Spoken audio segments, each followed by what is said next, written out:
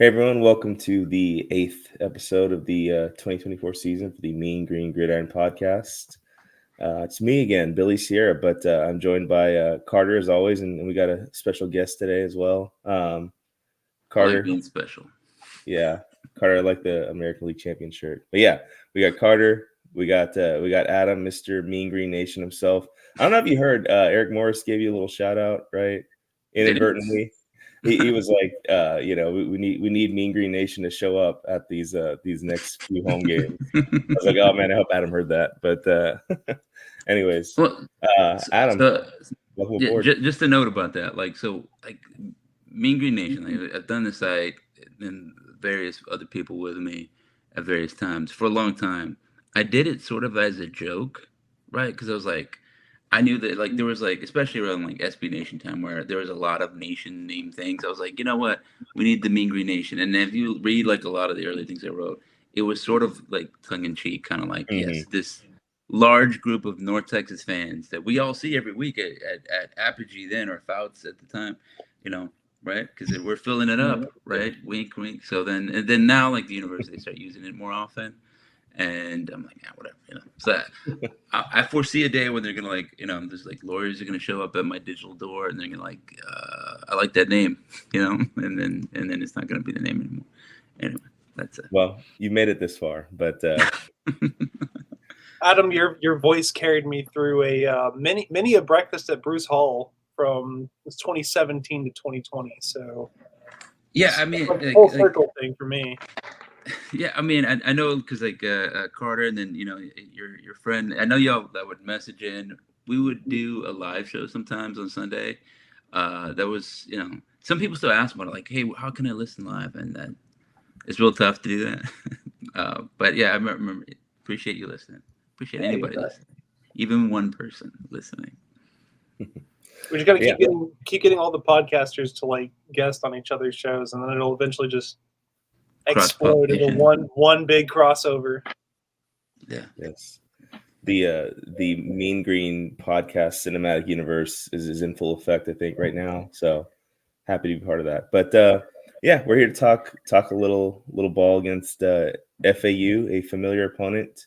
This is our 15th matchup with them in the last 20 seasons or 21 seasons technically. So a team that we've seen a lot over the years, different coaches, different conferences and all that. But last week I kind of talked about Tulsa being an opponent that we've played a lot historically, but also a program that we kind of see ourselves as a measuring stick of showing that we're progressing. And I think that was important to show that, hey, we not only are we back in the same conference as these guys, but we smashed them up pretty good. FAU, again, same thing. They have kind of failed up with us a little bit along the years and advanced to the better conferences. And I think this is a chance we got a better team than them this year and a chance to hopefully knock them down a peg. But we'll go Carter first. What are you looking at this game here against FAU? I think this is a good matchup for our defense, especially kind of knowing the meat that's on the schedule after FAU. Not to look past them at all, but they are definitely the most underperforming team that we're going to face over the next month. A couple of their opponents this year that I've watched a couple of their games where I'm like, oh, I'd like to see if they do well against Michigan State. Michigan State hasn't had that great of a season. So a couple of their games that I've watched, I've been like, yeah, maybe FAU is a little better than I think they are, but I don't think they are. Their offense isn't very good, and I think our defense has a good test this week to kind of get some confidence going into, I guess what we can call the death stretch of Memphis, Tulane, UTSA, and Army, or Army UTSA, I guess. I got this backwards. Yeah, I don't know. Their offense is pretty dismal, and I think that this is what are we favored at like 8 or something right now? It's the same as Tulsa. It's like that 6.5, 7 point range, which is I keep expecting it to go swing in our favor and go up a little bit, and it just hasn't been. Yeah. I mean, their only wins are FIU and Wagner, and I don't know. We can dive into it a little bit more, but just on the surface, this is a team that not looking past, but this is definitely, I think, a good opportunity for the team to get a key road win, or at least to look really good on the road. Kind of boost their resume heading into mid to late October. So yeah, I'm excited. This is one that I've had circled. Like you were kind of talking about, FAU is a team where it's like, even if they were like 1-11, it would feel good to be one of those 11. Like they're just like one of those programs that like it doesn't matter how good or bad they are, it just always feels good to play well against them. So yeah, Adam, I know you wrote some words. Have any for maybe the listeners haven't read it yet, or maybe some new material on FAU? I don't know if I have any new material, but I did write today. I was like, look, I mean, well, the thing about when you do any kind of preview, right? You get kind of like the coaches, and then you start thinking, there's no way we can win this game. Like you start worrying about lots of things, but I think I keep coming back to one thing: is that Cam Fincher, Yeah. the quarterback. He's terrible. He's the worst quarterback that's thrown like I forget the CFB stats, like minimum thing. It's like basically you've thrown 15 passes per game. And you played 75% of your game. He's the worst. 2 touchdowns, 5 interceptions. And I watched him, right? Because like Tom Herman was kind of talking some noise about Chandler Morris. He's like, he's thrown 16 touchdown passes, but he's also thrown 6 interceptions. That's like 1 per game. And I was like, hey, buddy, some of those are not his fault, right? Those guys are bouncing off his hands. I watched the interceptions that the FAU guys thrown, and they were ducklings, dying, shot, falling, and you're like, that was a terrible throw. Bad decision. What are you doing? And like, so I'm like, the game, whether you like it or not, is about quarterbacks, right? And I think I said this week or on the Mean Green Sunday show, Mean Green Nation Sunday show, subscribe now, is that like it's all about getting a quarterback, right? I don't know that Tom Herman is as good as Lane Kiffin simply for the fact that Lane Kiffin can find a quarterback. He was like one of those Driscoll kids. I think he got 2 Driscolls in there, and they're all over the record book. He won a ton. And one thing, to your point, Carter, that I hate about FAU is that on their record book, we're all over it. Like most yards, 800. And I was just, I looked at that this week, and then, I was like looking on my phone, and somebody in my work meeting was like, Adam, do you have any thoughts on this? And I was like, hold on. Something very important is happening right now. Let me step away. I had to step away from a meeting to look at it. And I was like, 800 yards. And then I just got flashbacks to that game. It was a big hype game. And then I remembered being like in school, and then when we'd play FAU, like it was like a terrible stream and I couldn't always get it or whatever. We'd always lose. And so that's why in the preseason pick, I picked against us. I was like, I don't know, something bad always happens. We go to Florida. I would absolutely love to beat FAU. And now's the time to do it when you have a quarterback that throws ducklings and can only run, right? Let's pin our ears back and go get him. Right. Let's drop some guys into coverage, and he's going to be confused, and let's go throw him on the ground and make him fumble and win big. That's what I want to happen. I don't know that that's going to happen because we also have freshmen on our side, and that feels kind of scary. Like, hey, freshmen, let's get on a plane. Let's go to Florida, 1,000 miles away or wherever it is. That scares me a little bit. So I feel like that 6.5 is right, and that's probably why. If we had more senior receivers, and Chandler Morris didn't I keep turning him with that one. He turned, and he's expecting one of the receivers to run a route, and they're both like, no, we're both gonna block this cornerback, and he's like, what? Against was it Tulsa, right? I feel like we didn't have so many of those. Then that line would go up. We'd be a much better team, but that's the nature of the game. Yeah. No, I think this is you guys both kind of touched on it. Like this is a game we should win. And to Adam's point, you want to play a nice, clean game, cut down on the unforced errors kind of thing, and the whole adage of don't beat yourself kind of thing against this type of opponent. I will say that I think we have a little bit of a strength on strength situation. When we are on offense, they have a pretty good secondary, and they have, I think, one or two of the dudes transferred from whatever big school. So they've got some Minnesota or something like that. Like they're the big corners. The guy named Bugs, I think, is the guy. But Yeah, and they've got CJ Hurd leads them in tackles. He's a safety. Kazir Brown has a couple picks at DB. He's like a 6'2" 6'3" cornerback. So they've got some dudes in the secondary. I think that's going to be the biggest the biggest area of I guess high level play. Our passing game is their secondary. Philip Dunham has a couple picks for 140 yards in return yards this year. I think he was from Louisville. J.J. Hill has a pick this year. He's another of their kind of experience. I think he's a third-year starter for them. J.J. Hill's from Indiana. He had 3 picks at Indiana last year, 2 picks already for FAU, 6'1" DB. So, like I said, they've got some talent in that secondary, and I think they don't have a great defensive line. They've got 4 sacks on the year. They haven't defended the run well. And if there is ever a game to get the running game going early, I think this is it. The running game last couple of weeks is I guess against Wyoming, it started off pretty well, had a pretty solid game. But I think last week against Tulsa, you had a real slow start. Would much prefer that's not the case. And I think getting into these third downs, it's a quarterback's game. It's a third down game. When I watch FAU offensively, kind of jumping around a little bit, but when I watch them offensively, I notice a lot of their kind of 3rd and 10 type situations, or 3rd and long situations. They don't have a great quarterback. That's what we just talked about. Fancher's not a guy who's going to dissect their defense.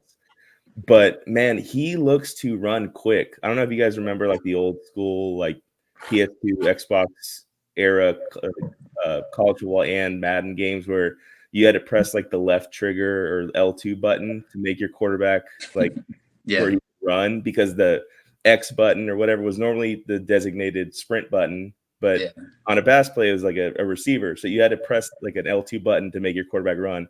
That's how this dude reminds me of. Like when he says, forget it, I'm not passing anymore, I'm going. And he just starts running around wherever he can find a hole. He runs, sometimes he'll run right up the middle, run around the edge, whatever. But like this dude, he's like one read and he's going. And I think there's going to be a time this game where we're probably going to give up a frustrating 3rd and 10 scramble where we just like, where's everybody at? The quarterback, what about him? And he just squirts through for 12 yards or whatever. I think the key this game is to just limit. If you give that up, it's fine. Limit the big plays. That's something we did really well against Tulsa. Tulsa, even though they gutted us for 229 rushing yards, their long was only 28. And if you can keep FAU's long run of the game to 28 or less, I think we'll be in really good shape. They might get some yards, but they might get some first downs that may not be fun to watch at the time. But I think, again, if you can keep them in front of you, I don't think this dude's gonna dice you up downfield. I think our cornerbacks, you leave them in man coverage against some of these receivers. I think you take your chances with this dude trying to beat you downfield, and you play that game and try and win it that way. But I don't know. What do you guys think about? Kind of talked about their offense. What do you think about our offense going against the Florida Atlantic defense? Go ahead, Carter. Well, I was gonna say yes. You're right about the Tulsa thing. I think Kevin Wilson said that, right? Like in his press conference ahead of the North Texas game, somebody asked him, one of the Tulsa guys, they're like, how are we in the line? He was like, we go pretty deep, right? We can rotate everybody in there, and I think I wrote that up in the previews that like that was something that concerned me, especially given that SFA was kicking our ass basically, right? We're like, all right, where are we? I feel good that our line is a little bit more stable now compared to the SFA game. Like basically, I felt like we were saving up everybody for Texas Tech, and then we played okay, right? Like we didn't run the ball well, but like Chandler Morris wasn't getting eaten alive the way he was against SFA, which is kind of is weird. And we weren't committing penalties. It was a lot better, really, but it was just hidden by the ridiculous score. And then like the next 2 games were the same thing, right? I don't know, like you watch Army again, not known for like behemoths because of like the rules for West Point. They were knocking FAU's defensive line like on their ass. They were just like, sit down, son, and then slicing them up. Usually Army kind of gets you because you're like overcommitting. They go this way, and you're like, oh, I'm hesitant. But they're like, no, let's run here, and then 2 guys just getting thrown back. So I like North Texas's line doing some of that to them, and I feel real good about that against them. You're right about their corners though, like super athletic. And the last time Chandler Morris called out a super athletic corner, he threw an interception to one. Right? He was like, "Oh yeah, 0 over there, Texas Tech. By the way, let me throw this one and an interception, pick 6." So let's hope that we don't do that. But I think just keeping it to the offense. I like our run game, or I like our ability to do some of our RPO game against them, and we can. I always say this, right? Like offense, you want to have explosives, right? Because you can't just dink and dunk all the time, but you need to have a dink and dunk kind of game. Like if they're only going to give you 5 yards every time, you have to be able to take that. And I felt like Seth Luttrell's offenses were not as good as taking just 5 yards every time. Yeah. But first game against South Alabama, we're like, oh yeah, we'll take 6, 4, 8, 6, 4, 8, 10, now 20, now 30, right? I think we can do that against almost anyone except Texas Tech, obviously. But we sort of did that for a little bit, So I feel good against them, yeah, even though they have very good corners. Yeah, you kind of touched on what I wanted to mention too, which is I think getting the RPO established this game is huge. It's kind of funny how big the dichotomy is between their ability to stop the pass versus their inability to stop the run.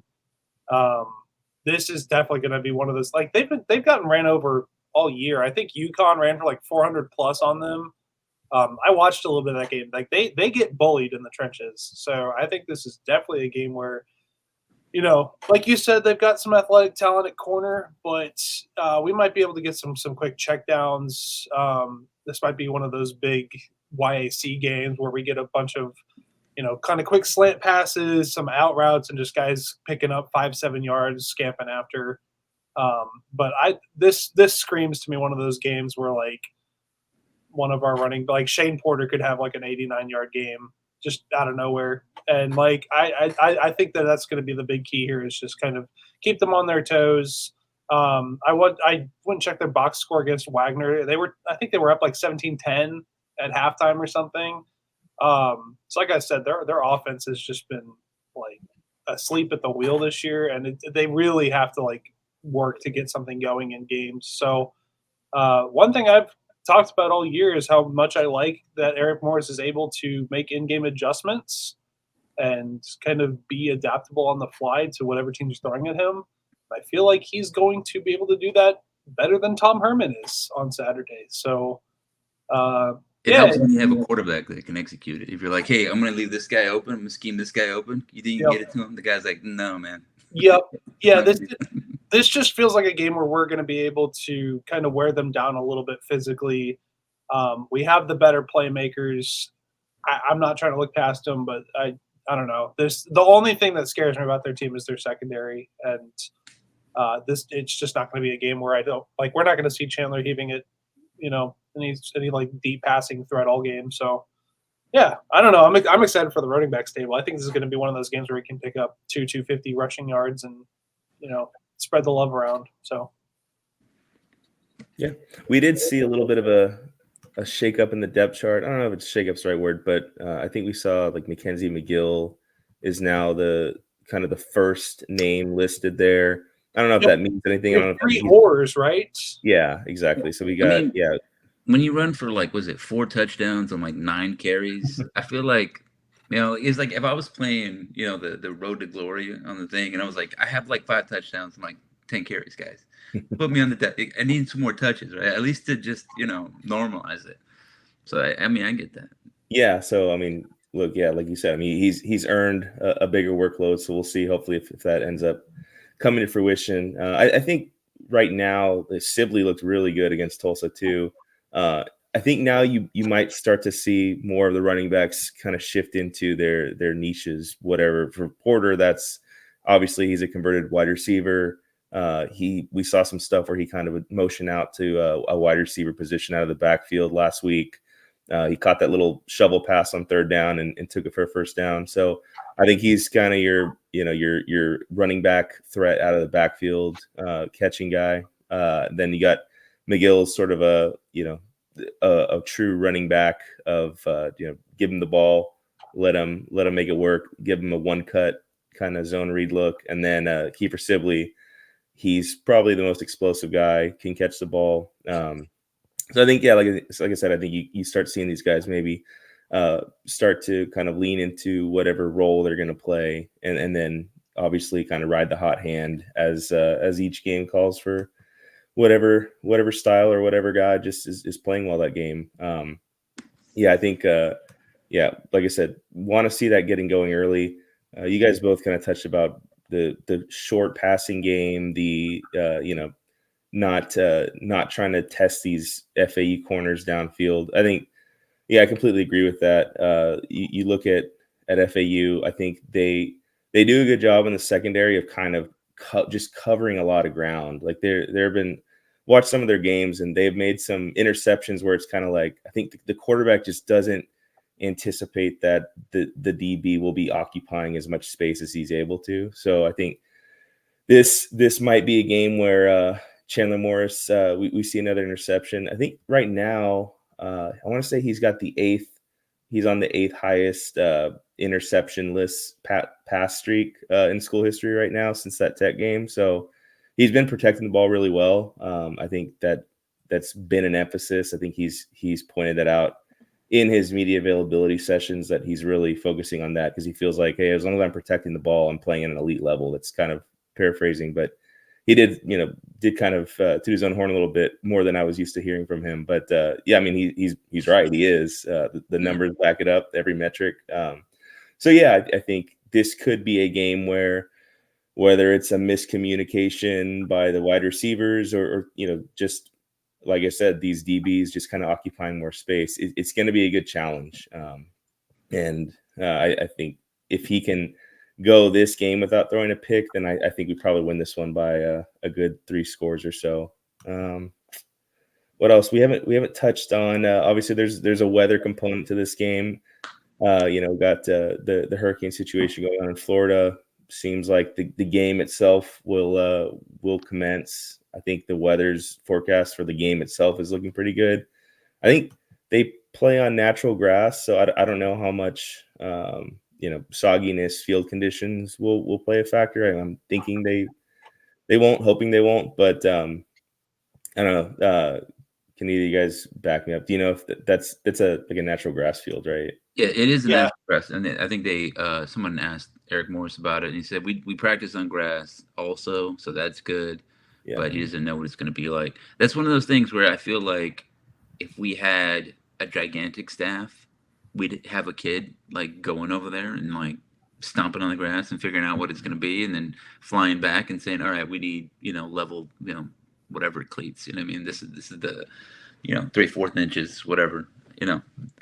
That's when you're giving money to the school, you're doing that so that you can maybe pay an underpaid guy to fly to Florida to figure out what the cleat level needs to be. But yeah, I think they should be all right.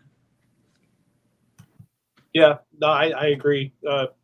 Just stick to the running game. If this is going to be one of those like weird kind of like wet, weathery, just weird Florida games, just keep it on the ground. I feel like we kind of talked about Chandler like turning the ball over. This feels like a game that is ours to like kind of get weird with and lose. Like, just don't try anything stupid. This is a not great defense when it comes to stopping the rush.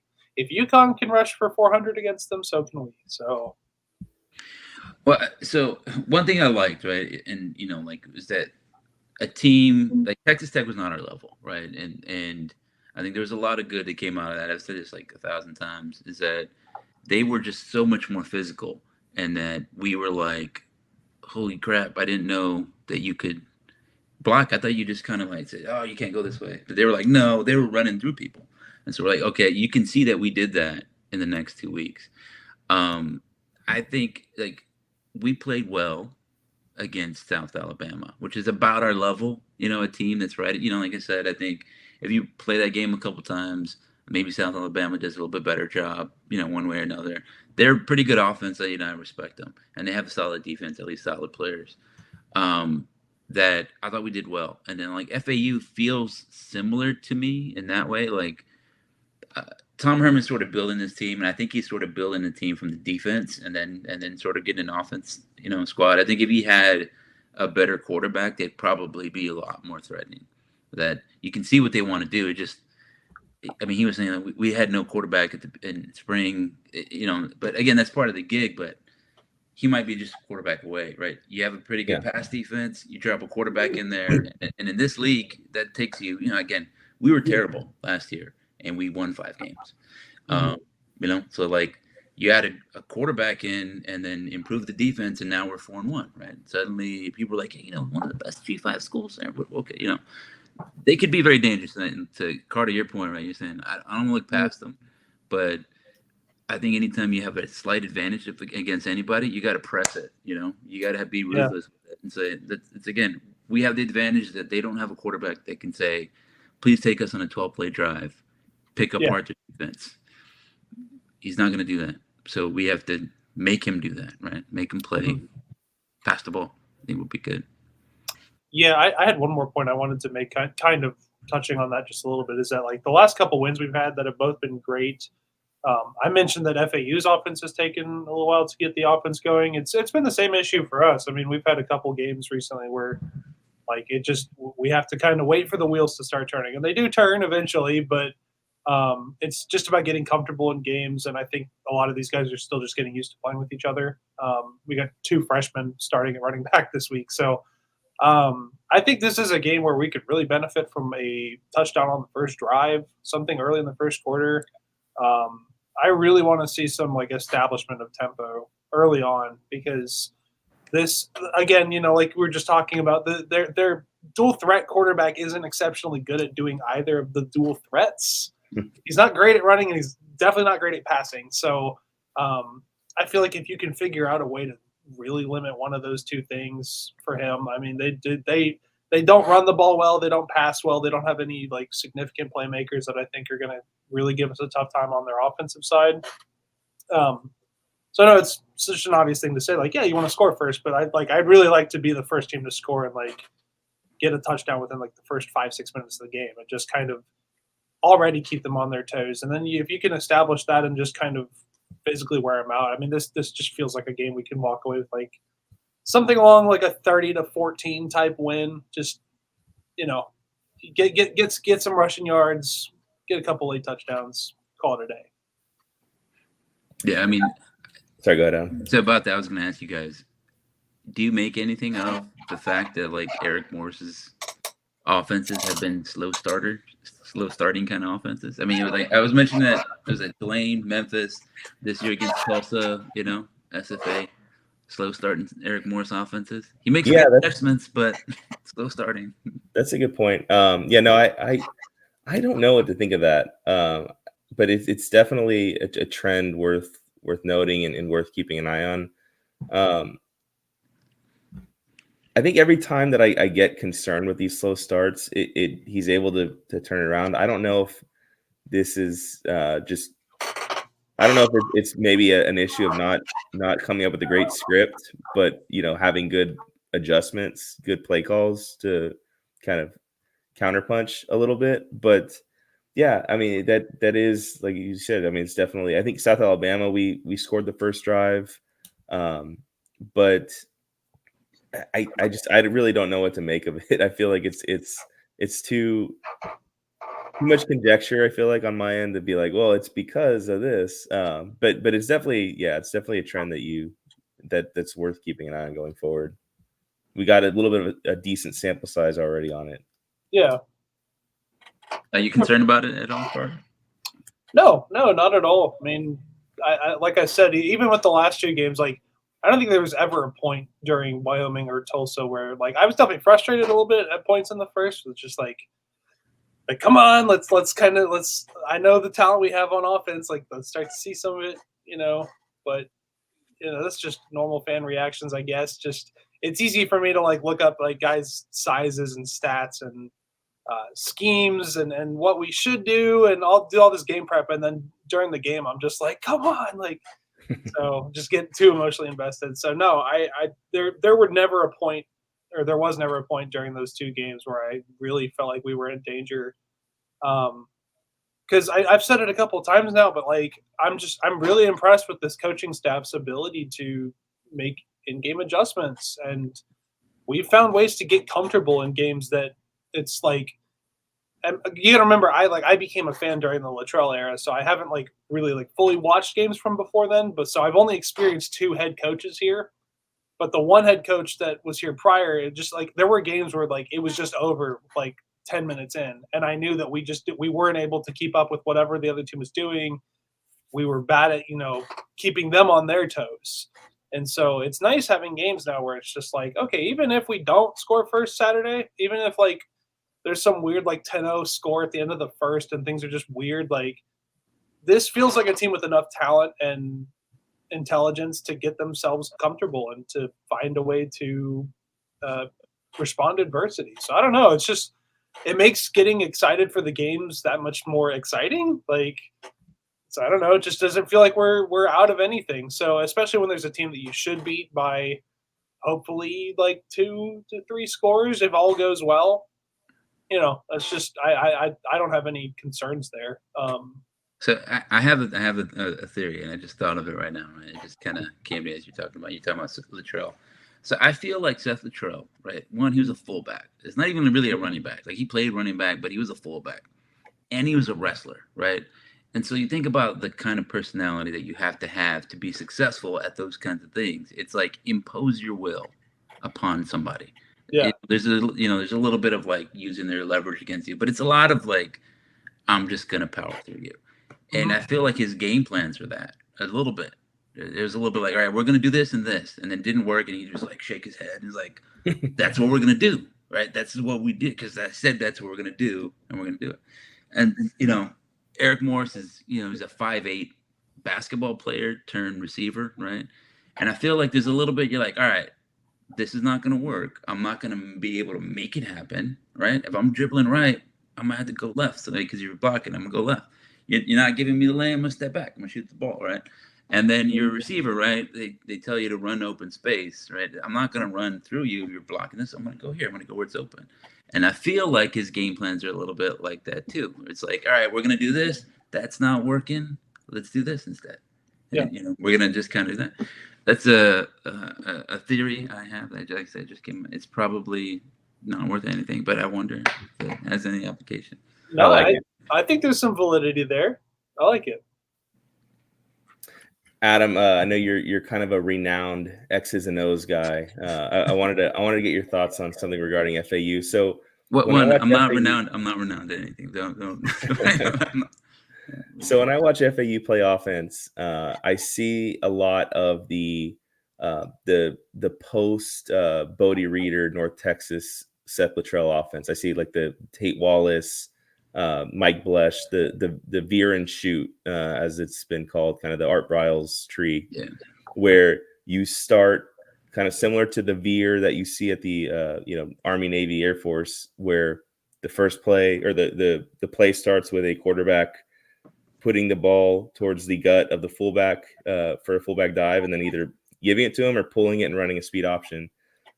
Whereas the veer and shoot is same thing, similar concept, but the quarterback either hands the ball off to the running back right up the gut, or he pulls it, does an RPO or has the RPO option, or maybe it's just a straight up play action. But either way, most plays from FAU, similarly to those kind of Austin Army offenses, they start with that veer and shoot type, I guess, type of play call.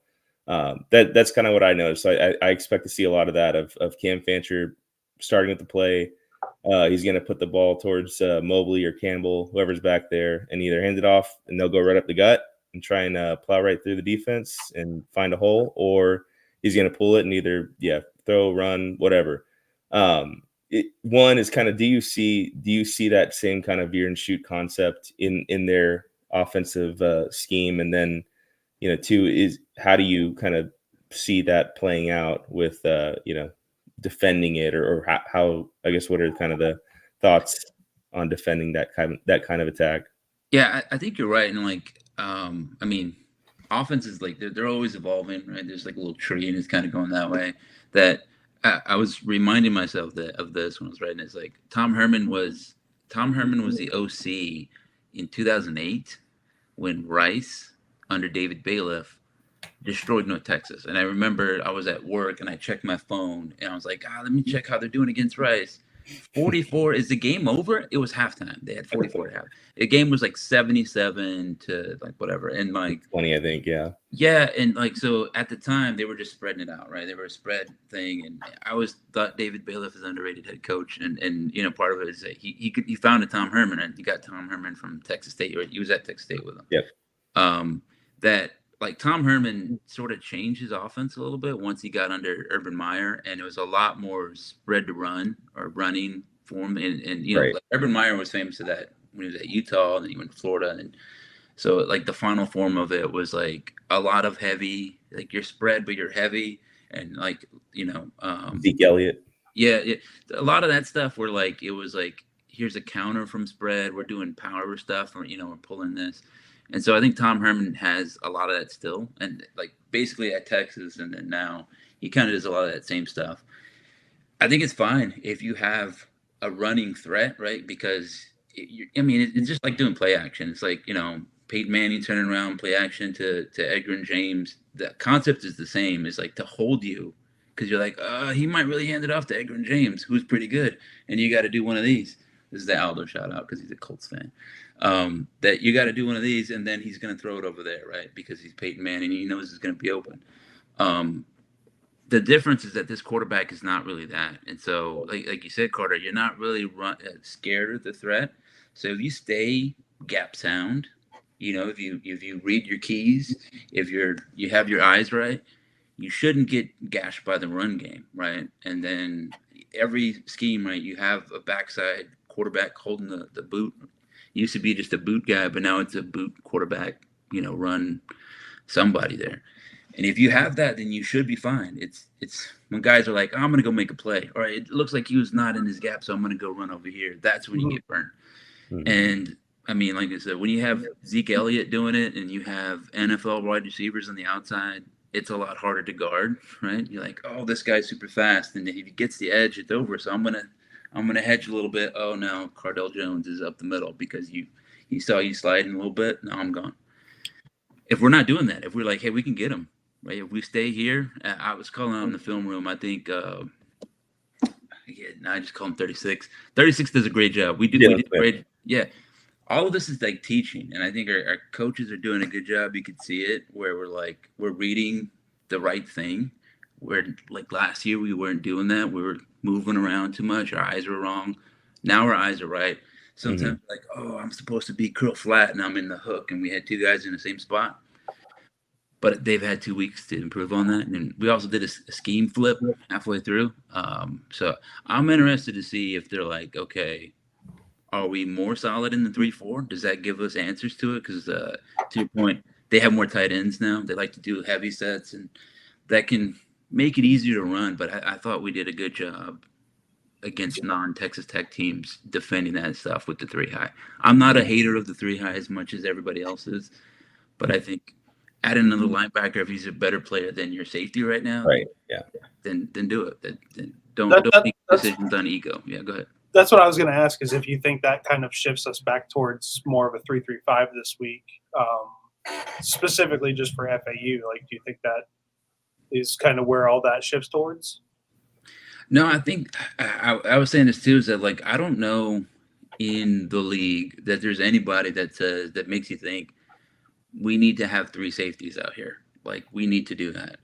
And I think Eric Morris, when he was like saying, okay, in my head, I definitely want, like, you know, the offenses I'm seeing in Pac-12 or in FCS and at Southland Conference, whatever it is, he's like seeing all this stuff, and he's like the 3 highs giving people fits. Mm-hmm. But I don't know that he really knew the American too well. But like Memphis is spread a little bit, but they like to run. Tulane, same kind of deal. They like to run. Navy, obviously. Now we got Army in the league. Is that you don't necessarily need another safety. Like, Navy had a good defense. Some of that's because they run the ball a lot, but Navy had a good defense, and they run a 3-4. So, you know, like Army, I think they're a 3-4 team too.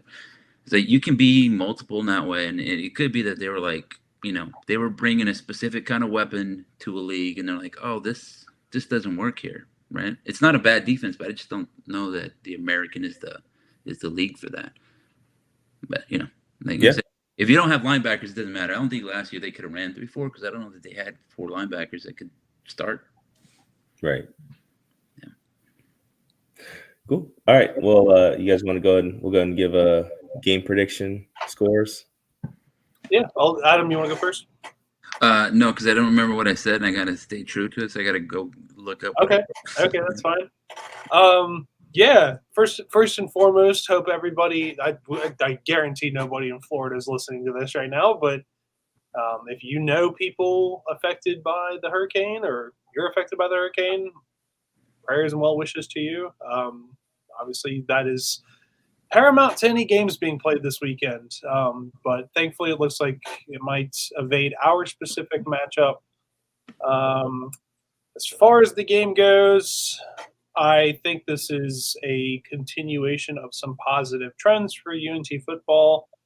I would feel better about winning this game than I have felt about winning any of the first 4 games on our schedule. So I would like to win. I think that this is a very winnable game in terms of matchups. I think we have the better offensive talent. I think we have the better defensive talent. I think we have the better special teams talent. So I'm going to go UNT 33, FAU 7. No, I'll say 16. This might be like one of those weird score games. I'll go 32-16. We win. All right. Okay. A couple touchdowns plus 2-point conversions in there or something. Yeah, I think you might see some weird like maybe a 2-point conversion, maybe a safety. I'll go 32-16. I'll get a little weird this week. Yeah, I like when I try and button it up and pick a nice clean score that all touchdowns and field goals and extra points, and then it just ends up being some weird combination and 28-14. Yeah. Wait, is it my turn next? Yeah. Yeah, well, I picked in the preview 34-24, and let me just kind of I feel like there is a weirdness cloud for North Texas, hurricane aside. When we go to there, it gets weird, and that was solidified for me last year when we went to FIU, a team we should have destroyed. And then I was like, how are they doing? What is happening? Yeah. How is this happening? And then that FIU team went on to do nothing of significance the rest of the year. They were terrible. Their one game, I think they went over 400 yards twice, and ours was the standout, right? It was ridiculous. So I feel we have some of that happening, but I feel good. So I feel like we can score, but I also feel like to Bill, your point is that they're going to get some hey, this guy can run a little bit kind of things, and we're still fitting into this scheme kind of problems, and they'll probably score a touchdown or 2. So I said 34-24, and I feel like I don't know those are late scores. Like I've been saying, you were talking about that 220 yards by Tulsa last week. Some of that came when it didn't matter anymore. Right? They're doing it against the backup. So I feel like that's kind of what we're saying here. I feel like we control this game though.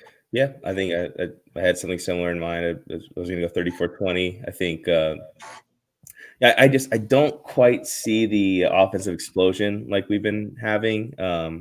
If we have a 40+ point game in this game, I'll be really impressed and feeling pretty solid about going into the Memphis game. But I think their defense is gonna pose some challenges. I think again they run the ball, might shorten the game a little bit, and then just we benefited from some weirdness going on last week with just kind of that where we just caught fire, and then it was just Tulsa could do nothing right, and we were just capitalizing on it and playing good ball ourselves. So I think this would be maybe a more normal game. I'll say 34-20. The good guys for a 5-1 start, but feeling pretty good. We are on ESPN2 this week, and there are 2 top 15 games happening at the same time as our kickoff. So I'm hoping that we look great and that when people flip to ESPN2 in between timeouts, they get to see Shane Porter going off. They get to see a nice little maybe a nice little jet sweep or something cool. I hope the country tunes in to this one. So, I was reminded that I was talking about running back numbers. I feel like that's the best running back numbers. What is your favorite running back number? Ooh, Wait, which number? Well, I was saying I like Shane like Porter's just 31. the 31? Yeah, I the said most aura. I like running back numbers in the 30s. I think those are good. I think the 20s are, I'm like, yeah, that's kind of normal. Everybody has, Emmett Smith, 21. For a speed back kind of guy, I like a low number, like a 1 or a 2 or a 3. But for like my in between the tackles, 20 carries a game guy, yeah, I like a good 34 or 28, something kind of in the high 20s, low 30s. I grew up. He played kind of a little bit before I was like consciously watching games, but I grew up a huge Emmett Smith fan. So 22 will always be like the coolest jersey to me. I feel like there aren't that many running backs that wear it these days, though. I'm a single digit guy. I feel like if you're gonna go down to like anything between like 1 and 8, and you feast, like that's you know what I'm saying. Like all the kids say aura these days. Like the aura is off the charts. If you've got a single digit number and you're putting up numbers, I'd say anything in like the Yeah, 2 to So 8. I grew up an NFL fan before, like I was a college fan. So like when I turned on, it always felt like I was watching the NFL and it made sense. Running back Right. for like these numbers, receivers are these numbers, and then you turn on college and it's like, what's going on? Like Yep. one, this guy's barely wearing a shirt and he's number 2, and he's playing running back. Like what is this? This is not like what are you doing? You know what I mean? Like that's kind of so all that smells weird to me. But I think receiver numbers being in the single digits is cool, but like a running back with like a single digit number, I feel like that's kind of weird. I don't know. That's just me. It's funny you asked that because my roommate and I were discussing this like 2 days ago, where we were just talking about how silly it is that our brains think about like that having any significance at all. But it is a real thing where you're like, if you saw a quarterback trot out there wearing like 69, you'd be like, whoa, like what? It's just it just doesn't add up. So Yeah, I mean, it's weird. It's like some of that is the NFL's fault because they enforced it so that way it made it. So they're like, okay, that guy's clearly a wide receiver because he's in the 80s. That Yeah. made sense, right? This guy's a running back because he's in the 20s or 30s. Or you had like the 40s, I think, right? It's like from the 20s to the 40s or what? Right. Because you could be a 44, but so like that makes sense to me, right? And I think Emmitt Smith was 22. But I like 31. I always like 31. Like 31's good. 33 is great. 31's clean. I can rock with 31. 32. Yeah, it did, like you said, it kind of threw my brain off a little bit whenever they introduced the single digit for the NFL skill players. That was that took a little while to get used to, but still not quite used to it myself either. But I don't know if you guys ever played like whenever you'd play basketball growing up, but I always felt like the best player on the other team would usually be number 23 because that was just like what like people did. It was like number 23. And 22, like Carter was saying, I felt like whenever I played football, the best like running back in the team was usually 22. It was like these hallowed numbers that carry this weight where it's like a special honor to be bestowed. But definitely something behind the numbers. As much as it doesn't actually matter, it definitely matters to guys like us, Real quick, one last pause or like I guess a honorable mention odd jersey guy is Jared Lorenzen. May he rest in peace. The old Kentucky quarterback who was like he was 22, right? Mm-hmm. Yeah, he was number 22, and I think he must have weighed like 250, 280, something like that. He was a tank. But dude, one of the first football players that ever just made me go like, whoa, like what is a quarterback doing in that jersey? So yes, honorable mention to 22. Doug Flutie was 22 also, wasn't he, or something weird? At Boston College or something? He was 20. Yeah, but it's also weird. See, the thing about like when I grew up, because I'm older than you, Carter, is that like I liked I liked Dan Marino. I always felt that that was awesome. He was wearing number 13. So I tried to wear 13 a little bit. That was always hard to get. They wouldn't issue it to me. But I'm a fan. The number 25, I like 25. I had 25 in some things. But I like 31 too. I tried to get 31 if I could. I'm a fan of 30. All this to say, Shane Porter has my favorite number on the squad, and I feel like there's a good running back number, and I want good things for him. But yeah. Agreed with all of that. Yeah. A little numbers talk for you guys. Hope you enjoyed it. But you made it this far and you're still listening after all that. I commend you. But yeah, thanks everyone for listening, and go Mean Green. Go Mean Go Green. Green.